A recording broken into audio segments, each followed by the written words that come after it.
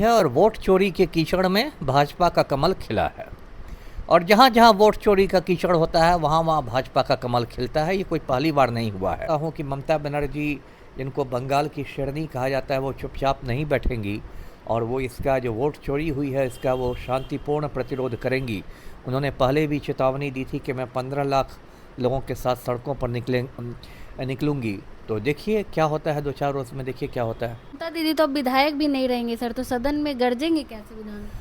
अब देखिए, गरजने के लिए तो कोई आपको विधायक रहने की ज़रूरत नहीं है। गरज तो आप सड़क पर भी सकती हैं, है ना। और ममता बनर्जी की तो एक छवि स्ट्रीट फाइटर की रही है और बहुत कम उम्र से वो राजनीति करती आई हैं।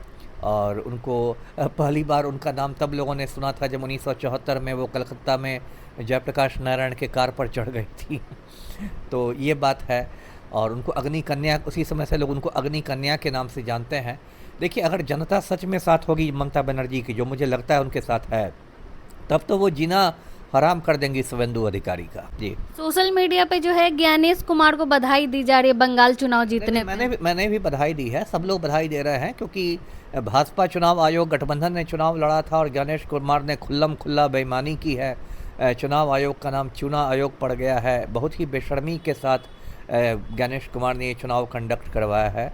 तो कायदे से तो उनको चुल्लू भर पानी में डूब मरना चाहिए। जी, आपको क्या लगता है, ममता दीदी चुप बैठेंगी या फिर कुछ बड़ा पलटवार करेंगी वो? देखिए, मैं ममता बनर्जी की राजनीति को जितना जानता हूँ, मैं उनके व्यक्तित्व को जितना जानता हूँ, वो चुप बैठने वाली नहीं है ना। वो चुप बैठने वाली नहीं है। उन्होंने नारा भी दिया था कि जोतोई कोरो हमला आबार जीते बांग्ला। वो चुप नहीं बैठेंगी। मुझे लगता है वो 2-4-5 दिन में वो कुछ रणनीति बनाएंगी और उसके बाद वो सड़कों पर आएंगी।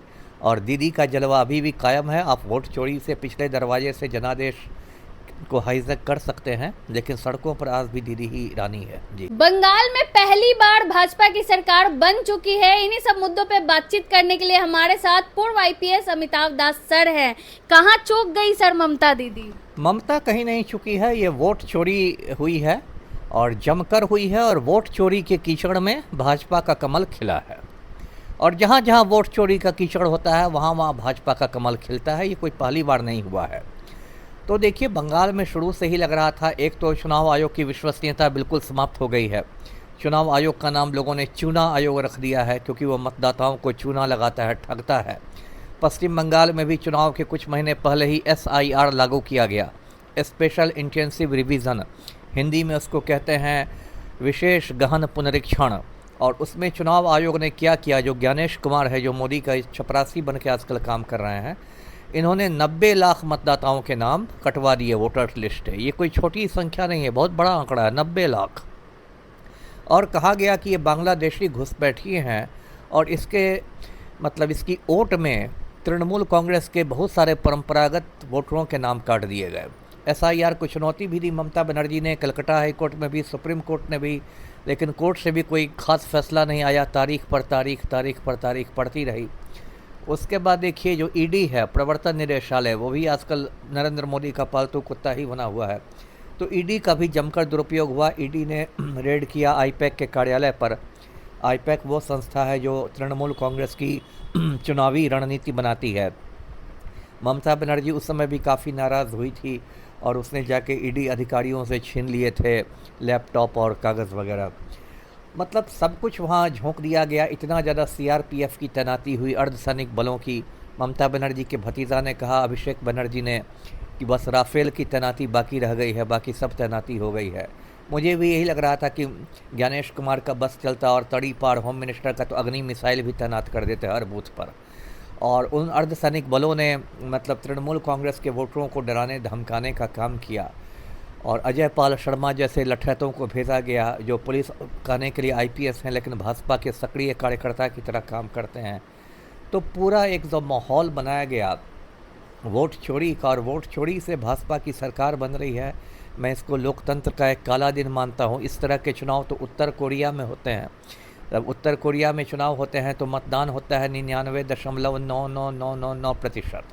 किम जोंग उनको वोट मिलते हैं 99.99999%। तो वही मजाक हिंदुस्तान में हो गया है। और ये बहुत दुख की बात है, ये लोकतंत्र के लिए खतरे की घंटी है जी। ममता बनर्जी आरोप भी लगा रही हैं कि उनके साथ मारपीट की गई, कैमरा बंद किया गया। हो सकता है, अब ये लोग तो देखिए कि ये तो गुंडागर्दी है, लोग किसी हद तक जा सकते हैं और ऐसा हो सकता है क्योंकि जब आप गुंडागर्दी पर उतारो, देखिए पश्चिम बंगाल में तो भाजपा और चुनाव आयोग का गठबंधन चुनाव लड़ रहा था, है ना।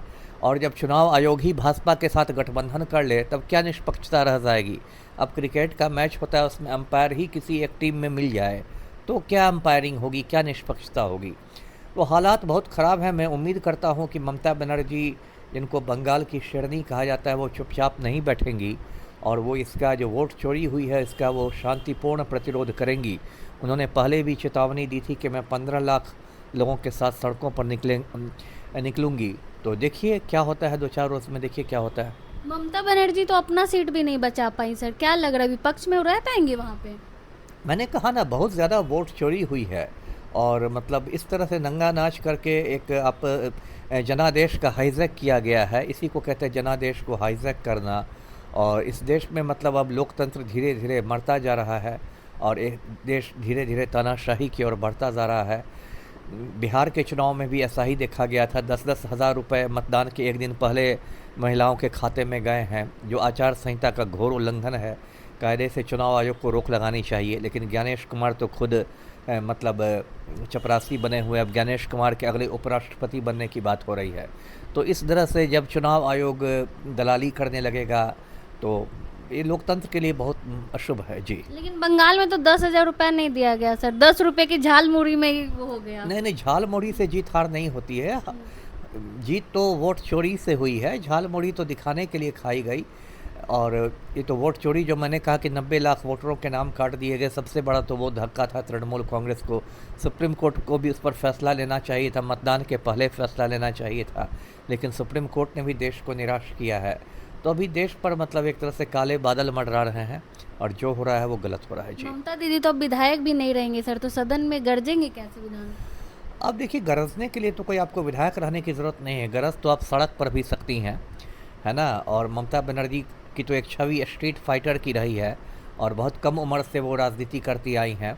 और उनको पहली बार उनका नाम तब लोगों ने सुना था जब 1974 में वो कलकत्ता में जयप्रकाश नारायण के कार पर चढ़ गई थी। तो ये बात है। और उनको अग्नि कन्या, उसी समय से लोग उनको अग्नि कन्या के नाम से जानते हैं। देखिए, अगर जनता सच में साथ होगी ममता बनर्जी की, जो मुझे लगता है उनके साथ है, तब तो वो जीना हराम कर देंगी शुवेंदु अधिकारी का। तब तो शुवेंदु अधिकारी एक दिन चैन से नहीं बैठ पाएंगे, है ना। क्योंकि वोट चोरी से आप सत्ता में आ गए, लेकिन फिर आपको सत्ता तो चलाने में नाको दम हो जाएगा। तो देखिए क्या होता है जी। सोशल मीडिया पे जो है ज्ञानेश कुमार को बधाई दी जा रही है बंगाल चुनाव जीतने पे। मैंने भी बधाई दी है, सब लोग बधाई दे रहे हैं, क्योंकि भाजपा चुनाव आयोग गठबंधन ने चुनाव लड़ा था और ज्ञानेश कुमार ने खुल्लम खुल्ला बेईमानी की है। चुनाव आयोग का नाम चुनाव आयोग पड़ गया है। बहुत ही बेशर्मी के साथ ज्ञानेश कुमार ने ये चुनाव कंडक्ट करवाया है। तो कायदे से तो उनको चुल्लू भर पानी में डूब मरना चाहिए जी। आपको क्या लगता है, ममता दीदी चुप बैठेंगी या फिर कुछ बड़ा पलटवार करेंगी वो? देखिए, मैं ममता बनर्जी की राजनीति को जितना जानता हूँ, मैं उनके व्यक्तित्व को जितना जानता हूँ, वो चुप बैठने वाली नहीं है ना।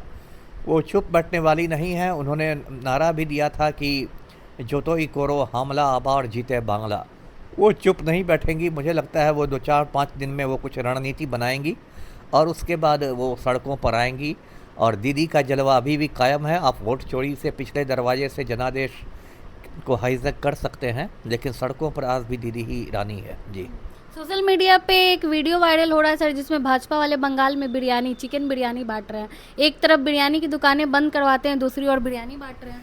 अब ये तो देखिए, भाजपा के डीएनए में ही बेशर्मी है, पाखंड है, सब कुछ है ना। एक तरफ कहेंगे कि लहसुन प्याज नहीं खाना है और बंगाल को जीतने के लिए मछली भी दाब लेंगे। इन लोग की कोई मतलब नैतिकता नहीं है और इनकी बात का कोई मोल नहीं है जी। बहुत बहुत धन्यवाद। हमारे साथ पूर्व आईपीएस अमिताभ दास सर थे। ममता दीदी से कहाँ चूक हुई, क्या कुछ पूरा मामला था, हमने इनसे बातचीत की। बाकी पूरी बातचीत को लेकर आप क्या कुछ सोचते हैं, अपने राय कमेंट बॉक्स में जरूर दें। धन्यवाद।